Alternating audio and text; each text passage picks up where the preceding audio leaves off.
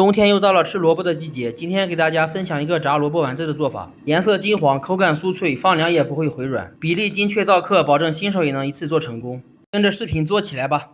新鲜的白萝卜清洗干净，不要削皮，切头去尾，切成段。白萝卜营养价值极高，常吃还可以帮助消化。先切上一刀，这样在切片的时候不会打滑，尽量切均匀一些。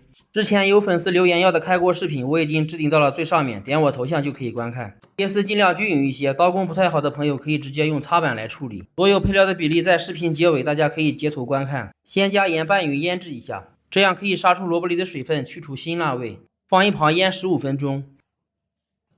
香菜洗干净，顶刀切碎，一是增加香味，二是搭配颜色，这样炸出来更漂亮。到时间后水分已经出来不少，把水分攥干或者用纱布挤干都可以。一定要挤得特别干才行，要不会影响后面的操作。之前在饭店是放到一个专门的洗衣机里面去甩，特别方便。1斤萝卜有3-4成的水，那么多萝卜做出来也没有多少。放案板上剁碎。这一步可不要偷懒，不要用料理机或者其他工具去搅，要不你会后悔的。加一点这个淡干香皮，味道会特别香。这种虾皮是现捞现晾晒冷链运输，直接吃都很鲜。切好放调菜盆里，加入香菜末，先放少量香油拌匀。增虾的同时还能防止香菜出水。瑶素包子饺子馅也可以这样处理。拌匀加入13香和胡椒粉，鸡蛋加3个，能少不多。大家有没有发现炸丸子的时候油里面会有很多浮沫，那个就是鸡蛋放多了。加入淀粉和面粉，淀粉就是玉米淀粉，面粉没有要求，低筋、中筋、高筋都可以。加完以后搅匀，直接上手操作会方便很多。感觉到挤丸子能成型，这个状态就可以。